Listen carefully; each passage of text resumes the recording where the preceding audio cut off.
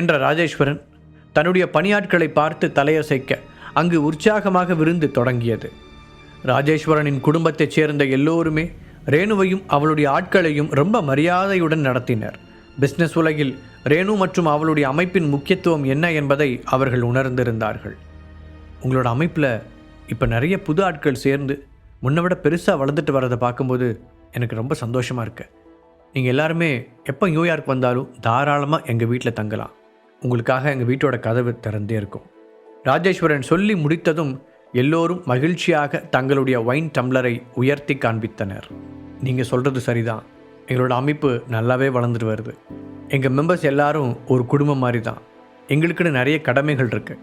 நம்ம மக்களை பயமுறுத்திட்டு இருக்கிற அந்த 3 ஈவில் கேங் கிட்ட இருந்து மக்களை காப்பாற்ற தான் நாங்கள் எல்லாரும் ஒன்று சேர்ந்துருக்கோம் என்ற ரேணு திடீரென்று குரலை தாழ்த்தினாள். அதனால தான் சென்னையில் ஒரு ஹீலிங் ஆர்ட்ஸ் காலேஜ் திறக்க நான் ஹெல்ப் பண்ணேன்.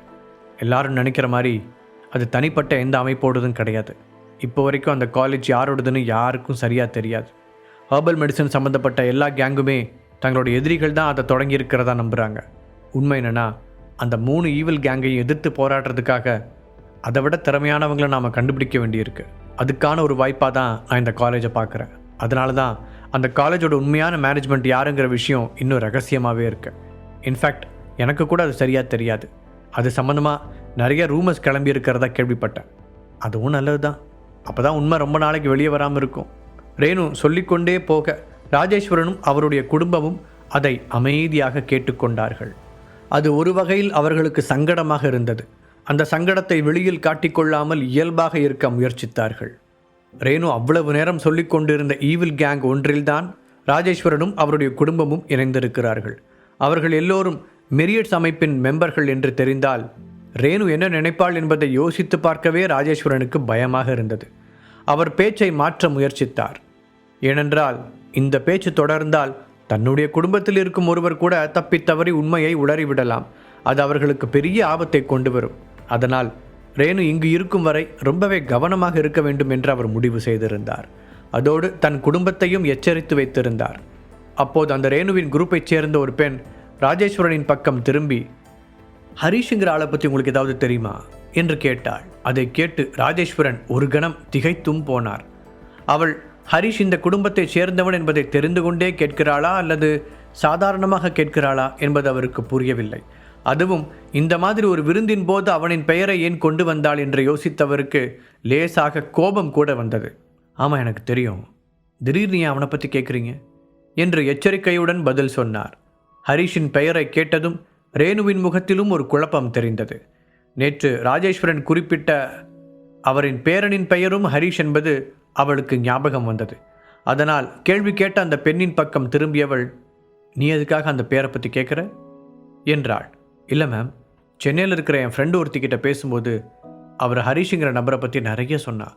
அவர்கிட்ட பவர்பில் கூட இருக்கான்.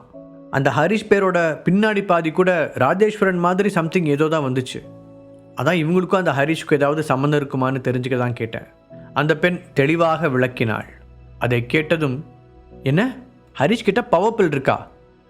பவர்பில் என்ன என்பதை பற்றிய முழு விவரங்களும் அவர்களுக்கு தெரியாவிட்டாலும் அது உடலில் இருக்கும் சக்தியை மேம்படுத்த உதவும் ஒரு டேப்லெட் என்ற அளவில் புரிந்து வைத்திருந்தார்கள். என்னதான் ஹரிஷ் இப்போ பவர்ஃபுல்லாக மாறிட்டு இருந்தாலும் இதுக்கெல்லாம் வாய்ப்பே இல்லை. அவனுக்கு சப்போர்ட்டாக 4 ரவுடி பசங்க ஃப்ரெண்டாக இருக்காங்க. அந்த திமிரில் தான் ஆடிக்கிட்டு இருக்கான். முணுமுணுத்த ராஜேஸ்வரன் அந்த பெண்ணை நிமிர்ந்து பார்த்தார். எங்கள் ஃபேமிலியை பற்றின சில பர்சனல் விஷயங்கள் உங்களுக்கு தெரியாமல் இருக்கலாம். அதுக்கு முன்னாடி நீங்கள் கேட்டதுக்கு முதல்ல பதில் சொல்லிடுறேன். ஆமாம், ஹரிஷ் இந்த குடும்பத்தை சேர்ந்தவன் தான். ஆனால் அது பல வருஷங்களுக்கு முன்னாடி. இப்போது அவனுக்கும் இந்த குடும்பத்துக்கும் எந்த சம்மந்தமும் இல்லை. சொல்லப்போனால் அவன் ரவுடியாக ஒரு காட்டு மிராண்டியாக மாறிக்கிட்டு வரான். அதை நாங்களே நேரில் பார்த்தோம். அதுக்கப்புறம்தான் இனிமேல் அவன் கூட எந்தவித தொடர்பும் வச்சுக்கக்கூடாதுன்னு எல்லாரும் சேர்ந்து உறுதியாக முடிவு செஞ்சோம் என்று அவர் கூற, மாமா சொல்கிறது சரிதான் என்று அகிலாவும் அவருக்கு ஜால்ரா அடித்தாள். அந்த ஹரிஷ் ராஸ்கல் எங்கள் குடும்பத்துக்கும் துரோகம் பண்ணிட்டான். எங்களோட பணத்தை மிஸ்யூஸ் பண்ணுறதுக்காக வெளியாட்களோடு கூட்டு சேர்ந்து சதிவேலை பண்ணதால் நாங்கள் எப்போவோ அவனை குடும்பத்திலிருந்து தூக்கி எரிஞ்சிட்டோம். கொஞ்ச நாளைக்கு முன்னாடி கூட இங்கே வந்து பெரிய பிரச்சனை பண்ணி அவன் சொந்த கசினோட மேரேஜ் லைஃபையே கெடுத்து விட்டுட்டான். அவ்வளோவே எங்கள் ஃபேமிலியோட பெரியவரான எங்கள் மாமாவையே எதிர்த்து சண்டை போட ரெடியாக இருந்தான். அப்படிப்பட்டவனை பற்றி தெரிஞ்சுக்கிட்டு நீங்கள் என்ன பண்ண போகிறீங்க? அகிலா ஹரிஷை பற்றி எவ்வளவு முடியுமோ அவ்வளவு மோசமாக கூறி தன் மனதில் இருந்த வன்மத்தை எல்லாம் கொட்டி தீர்த்து கொண்டாள். ஆமாம், இது எல்லாமே உண்மைதான். ராஜேஸ்வரன் குடும்பத்திலிருந்து மற்ற உறவினர்களும் கோரஸாக கூற ஹரிஷை பற்றி கேட்ட அந்த பெண் திகைப்புடன் அவர்களை பார்த்தாள். அவர்கள் கூறும் எல்லாமே அவளுடைய ஃப்ரெண்ட் ஏசிபி கயல்விழி சொன்னதற்கு நேர் எதிராக இருந்தது. அவளிடம் ஃபோனில் பேசிய கயல்விழி ஹரிஷை பற்றி பாசிட்டிவாக மட்டுமே சொல்லியிருந்தாள். கிட்டத்தட்ட ஒரு சூப்பர் ஹீரோ ரேஞ்சுக்கு பில்டப் பண்ணியிருந்தாள். இப்போது இந்த ரெண்டில் எது உண்மை என்று தெரியாத அந்த பெண் என்ன சொல்வதென்று தெரியாமல் தடுமாறினாள். அப்போது ராஜேஸ்வரன் தன்னுடைய குடும்பத்தை பார்த்து அமைதியாக இருக்கும்படி செய்கை செய்தார். அதற்கு மேல் ஹரிஷை பற்றி பேச அவர் விரும்பவில்லை. இப்போது அந்த பெண்ணை பார்த்த ரேணு, அந்த ஹரிஷை பற்றி இவங்க சொன்னது எல்லாத்தையும் கேட்டதானே? அப்படிப்பட்ட ஒருத்தன் கிட்டிருந்து உன் ஃப்ரெண்டை விலகியே இருக்க சொல்லு. நம்ம ரொம்ப நேர்மையாக செயல்பட நினைக்கிறோம். இந்த ஹரிஷ் மாதிரி ஆளுங்கள்லாம் நம்மளோட கொள்கைக்கு சரிப்பட்டு வர மாட்டாங்க. அவன் மட்டும் என் கையில் கிடச்சா நிச்சயம் அவனுக்கு ஒரு பாடம் கற்றுக் கொடுப்பேன்னு நான் ஏற்கனவே ராஜேஸ்வரன் சார்கிட்ட சொல்லியிருக்கேன். நான் என்ன சொல்ல வரேன்னு உனக்கு புரியுதில்ல என்று கேட்டாள். நல்லாவே புரியுது மேம். நான் இதை எப்போவுமே ஞாபகத்தில் வச்சுக்குவேன். பதில் சொன்ன அந்த பெண்ணிற்கு இன்னுமே குழப்பமாகத்தான் இருந்தது. அடுத்த நாள் ஹீலிங் ஆர்ட்ஸ் காலேஜின் வகுப்புகள் எப்போதும் போல தொடங்கியது. லாவண்யா சோர்வான தோற்றத்துடன் மிக மெதுவாக கிளாஸ் ரூமுக்குள் நுழைந்தாள். இந்த 2-3 நாட்களாக அவளுடைய உடம்பில் என்ன நடக்கிறது என்பதை அவளாலேயே கண்டுபிடிக்க முடியவில்லை. வைபவ் கொடுத்த மாத்திரையை சாப்பிட்டதிலிருந்து அவள் கொஞ்சம் கொஞ்சமாக பலவீனமாகி கொண்டிருந்தாள். இப்போது அவளுடைய கவனமும் குறைந்து கொண்டே வர ஹரிஷ் சொன்னது வேறு மனதில் உறுத்தி கொண்டே இருந்தது. முதல் தடவை ஹோட்டலில் வைத்து அந்த டேப்லெட்ஸை சாப்பிட வேண்டாம் என்று ஹரிஷ் சொன்னபோதே கேட்டு இருக்க வேண்டும் என்று அவளுக்கு தோன்ற ஆரம்பித்திருந்தது. இப்போதைக்கு அவளுக்கு இருக்கும் ஒரே நம்பிக்கை ஹரிஷ் அதற்கான தீர்வு தன்னிடம் இருக்கிறது என்று சொன்னதுதான். அதை பற்றி கேட்கலாம் என்று அவனுக்கு ஃபோன் செய்தபோது அவன் ஃபோனை எடுக்கவே இல்லை. சரி, இன்று கிளாஸ் ரூமில் வைத்து நேரிலேயே கேட்டுக்கொள்ளலாம் என்று வந்தவள் ஹரிஷின் இருக்கை காலியாக இருப்பதை பார்த்து ஏமாற்றமாக உணர்ந்தாள். ஜீவா ஹாஸ்பிட்டலில் இருந்து திரும்பி வந்திருந்தான். ஆனால் ஹரிஷ் எங்கே? அவளுக்குள் கேள்வி எழ, ஜீவா, ஹரிஷ் என் கிளாஸுக்கு வரல என்று தன்னுடைய ஏமாற்றத்தை வெளிக்காட்டி கொள்ளாமல் குரலை கடுமையாக வைத்துக்கொண்டு ஸ்ட்ரிக்டாக கேட்டாள். எனக்கு தெரில மேம், நான் நேற்று தான் ஹாஸ்பிட்டலில் இருந்து டிஸ்சார்ஜ் ஆனேன்.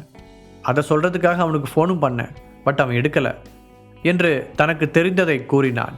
அப்போது உட்கார்ந்திருந்த டேபிளில் இருந்து வேகமாக எழுந்த வைபவ், ஹரிஷ் எங்கே இருக்கான்னு எனக்கு தெரியும் மேம் என்றான். எல்லாரும் ஆர்வமாக அவனை பார்க்க, அது உனக்கு எப்படி தெரியும்? லாவண்யா முகம் சுளித்தபடி கேட்டாள். அது கண்டுபிடிக்கிறது ரொம்ப சிம்பிள். ஹரிஷ் அவன் ஒய்ஃபோட பெர்மிஷன் இல்லாமல் லட்சக்கணக்கான அமௌண்ட்டை டொனேட் பண்ணால, அதனால் அவன் வீட்டில் பயங்கரமான டோஸ் கிடச்சிருக்கும். அதனால் தன்னை மன்னிச்சுக்க சொல்லி கெஞ்சிக்கிட்டு இருப்பான்னு நினைக்கிறேன். அவன் கூறி முடித்ததும் ஹரிஷை பிடிக்காதவர்கள், அவன் மீது பொறாமை கொண்டவர்கள் சத்தமாக சிரித்தனர். அன்றைக்கு ஹரிஷிடம் அடி வாங்கியதிலிருந்தே வைபவ் அவனை பழிவாங்க சரியான சந்தர்ப்பத்தை எதிர்பார்த்து கொண்டிருந்தான். இன்றைக்கு ஒரு வாய்ப்பு கிடைத்ததும் வேண்டுமென்றே ஹரிஷை மட்டம் தட்டி பேசினான். வைபவ், உனக்கு என்ன வேணும்? எதுக்கு தேவையில்லாதெல்லாம் பேசிகிட்டு இருக்க? என்கிட்ட மிதி வாங்கணுமா என்று கோபமாக கேட்ட ஜீவா கையில் இருந்த புத்தகத்தை எடுத்து வைபவின் மீது விட்டெறிந்தான். ஏ ஜீவா, நான் உன்னை பற்றி சொல்லலை. வைபவ் வேகமாக சொல்ல, நீ அவனை பற்றி பேசினாலும் அது என்னை பற்றி பேசுகிற மாதிரி தான். ஏன்னா அவன் என்னோட உயிர் நண்பன். ஜீவாவின் பதில் இன்னும் அதிகமான கோபத்துடன் வெளிப்பட்டது. ஜீவா எறிந்த புத்தகம் வைபவின் மீது வேகமாக வந்து மோதியிருந்தாலும் அதற்காக அவன் கோபப்பட்டதாக காட்டிக்கொள்ளவில்லை. அவன் ஏற்கனவே ஜீவாவை பற்றி வெளியில் விசாரித்திருந்தான். அதில் ஜீவாவின் இன்னொரு ரவுடி முகம் தெரியவர அவனிடம் தான் அடக்கி வாசிப்பதுதான் நல்லது என்பதை புரிந்து கொண்டான். அதனால் அந்த புத்தகத்தை எடுத்து அவனாகவே மறுபடியும் ஜீவாவின் டேபிள் மீது வைத்தான். இன்னொரு தடவை இந்த மாதிரி ஹரிஷ் பற்றி ஏதாவது தேவையில்லாமல் பேசுகிறத கேட்டேன், அப்புறம் அவ்வளோதான் பார்த்துக்கோ. ஜீவா விரலை நீட்டி எச்சரிக்க வைபவ் அமைதியாக உட்கார்ந்து கொண்டான். வைபவ் சொன்னதில் லாவண்யாவிற்கு நம்பிக்கை இல்லை என்றாலும் காலேஜுக்கே வராத ஹரிஷை எப்படி தொடர்பு கொள்வதென்று அவளுக்கு தெரியவில்லை. ஹரிஷ் சொன்ன கணக்குப்படி இன்னும் ஒரு நாள் மட்டுமே மிச்சம் இருந்தது.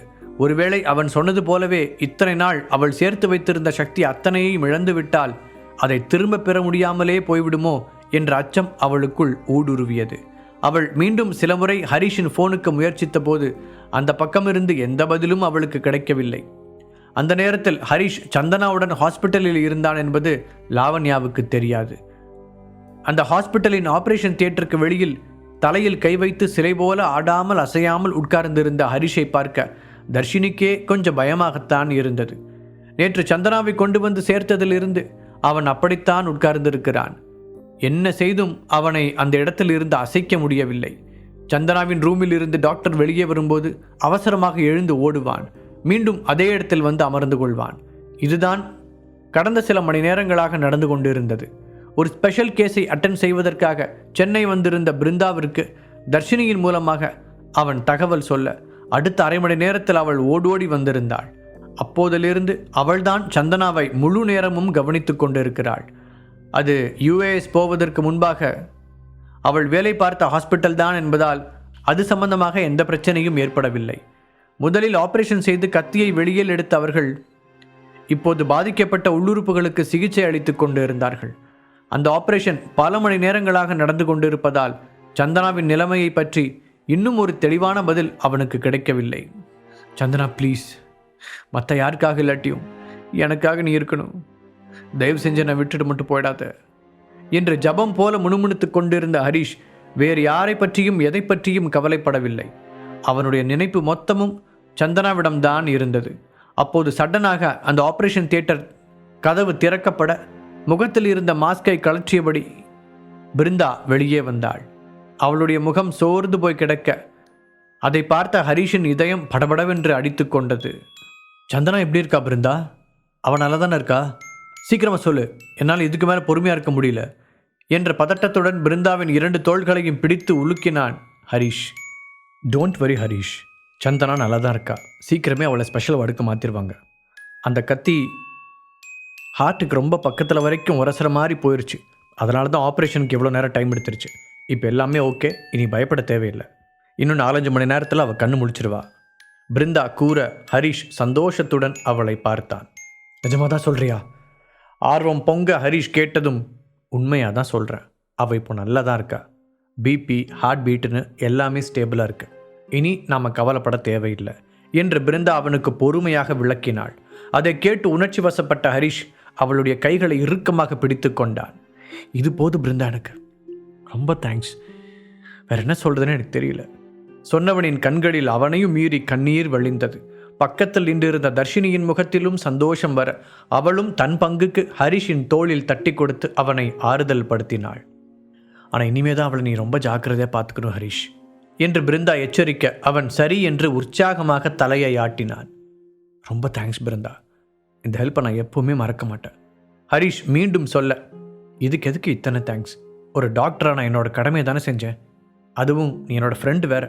உன்னோட ஒய்ஃபுக்காக இது கூட பண்ண மாட்டேன் ஹரிஷ் என்றாள் பிருந்தா. முழு கதையையும் கேட்டு மகிழ பாக்கெட் FM ஆப்பை டவுன்லோட் செய்யுங்கள். லிங்க் டிஸ்கிரிப்ஷனில் கொடுக்கப்பட்டுள்ளது.